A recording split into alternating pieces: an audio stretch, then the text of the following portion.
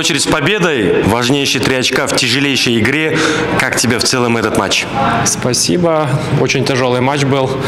Много борьбы очень. Команда физически готова, видно, играет длинными передачами на 2 нападающих. Много борьбы у нас было.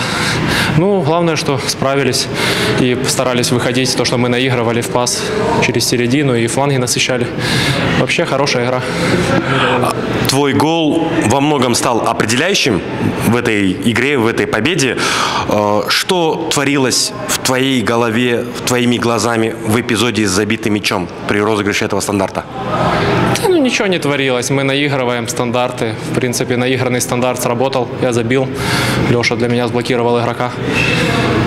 Эмоций сильно прям не было, но мы довольны. Спасибо, с победой еще раз. Спасибо.